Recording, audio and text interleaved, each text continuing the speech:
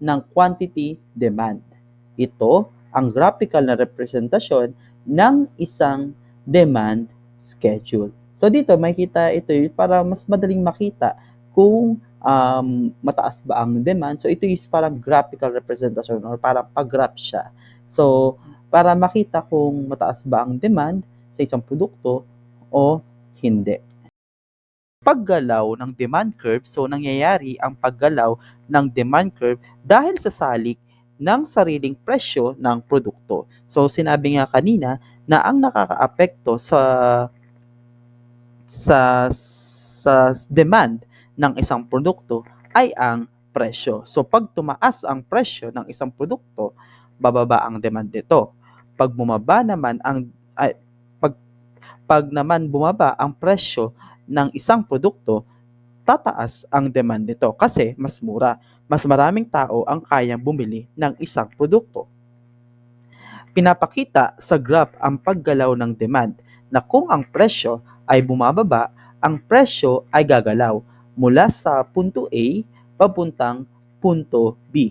Kung ang presyo naman ay tumaas, ang demand ay gagalaw mula punto D papuntang punto C.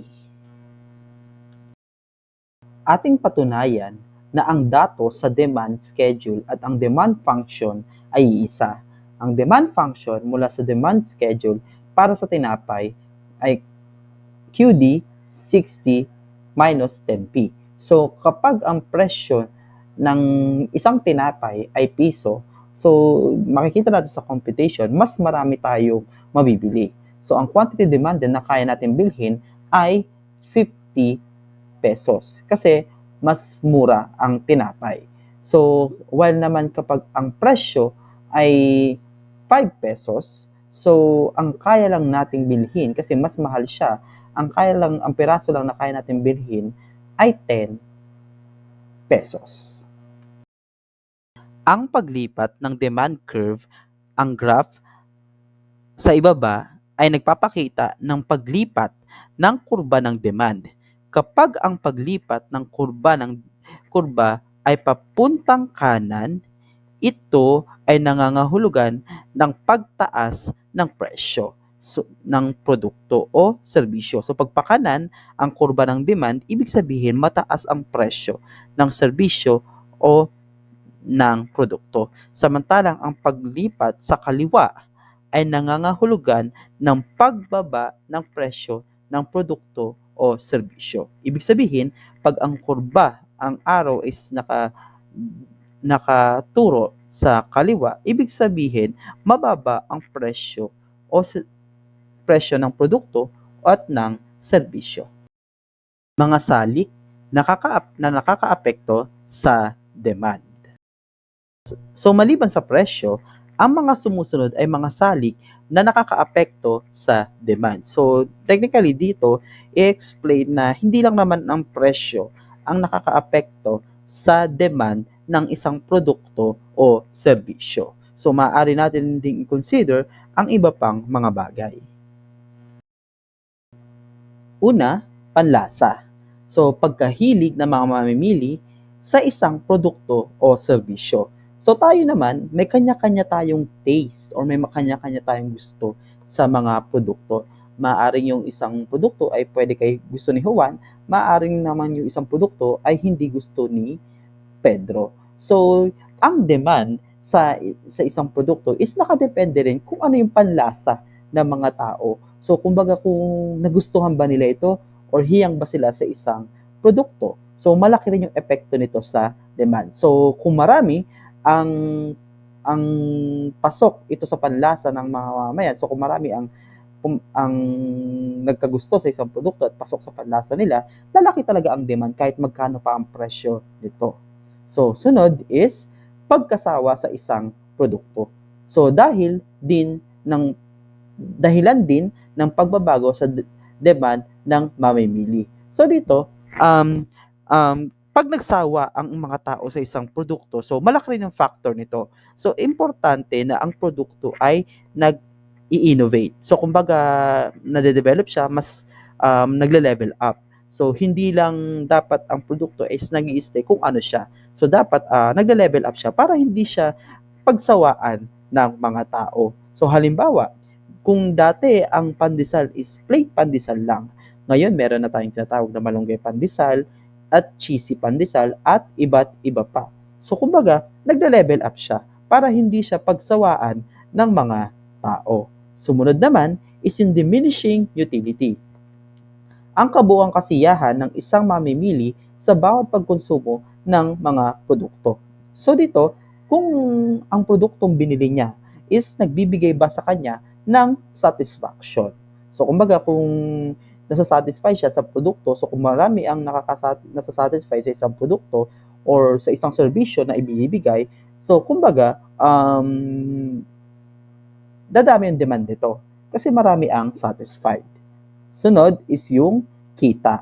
Ang salapi na tinatanggap ng tao kapalit ng ginagawang produkto at serbisyo ay tinatawag na kita. So dito, ito yung mga pinagtrabahuhan ng mga tao. So ito ay pera. So kumbaga nagtrabaho sila. So ito yung marireceive nila in return sa kanilang pagtatrabaho.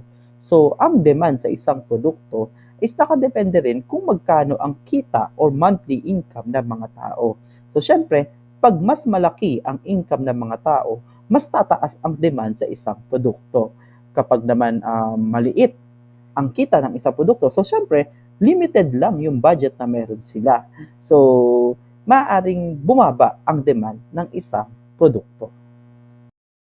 Sumunod naman is yung substitute goods, ang mga produkto na maaaring pamalit sa ginagamit na produkto. So halimbawa, ang isang produkto is hindi available sa isang market or mahal ang presyo. So ang gagawin dito ng ng mga consumer is bibili sila ng isang produkto na although ibang siyang produkto pero magbibigay din naman ng same satisfaction sa kanila. So, kumbaga, same din naman mabibigay na satisfaction. So, pwede mong ipalit. Kaya nga from the word itself, substitute. So, kung halimbawa, ang gusto mong shampoo gamitin ay Palmolive.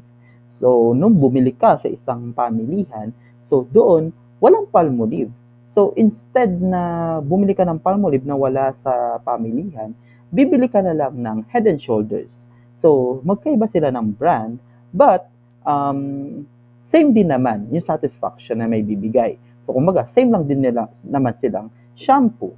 So, iyon yung tinatawag na substitute goods. Pangalawa, bilang ng mamimili populasyon. So, bilang ng consumer na nagtatakda ng demand. So, dito, gaano karami yung makikinabang or yung gagamit ng isang produkto. So, kailangan din itong i-estima, no? Lalo na ng mga producer para walang maaksaya. So that's why nga pag mag-o-open ka ng isang negosyo, kailangan mong i-consider kung sino yung target market mo. Saan ka mag-o-open ng negosyo para kailangan mong alamin kung sino yung target market mo para hindi ka malugi. Sunod, inaasahan ng mga mamimiling ekspektasyon. Sa panahon ng mga kalamidad at pandemya, ang mga mamimili ay nagpa-panic buying lalo na ang mga taong may sapat na salapi. So dito, pag may mga parating na kalamidad, so halimbawa may bagyo, ang tendency ng mga tao is para hindi sila, syempre may kalamidad, ang gagawin nila, maghahanda sila. So dito, bibili sila ng mga produkto na sobra-sobra sa kanilang pangangailangan. Kasi nga, sila ay mag-i-stock kasi pag nagkaroon ng bagyo, may tendency na hindi na sila makabili or maubusan ng stock. So, ang gagawin nila is bibili sila ng mga bagay na sobra-sobra sa kanilang pangangailangan. So, tendency nito, tataas ang demand. Next is okasyon. Tumataas ang demand sa mga produkto na naayon sa okasyon na ipinagdidiwang. So, ang demand ng isang produkto ay nakadepende kung anong okasyon ang sineselebrate.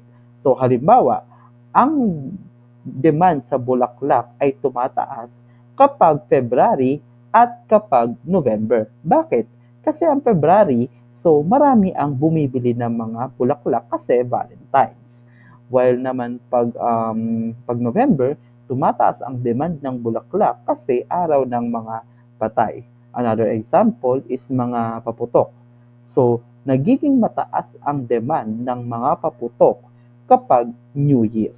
Kasi New Year, putukan.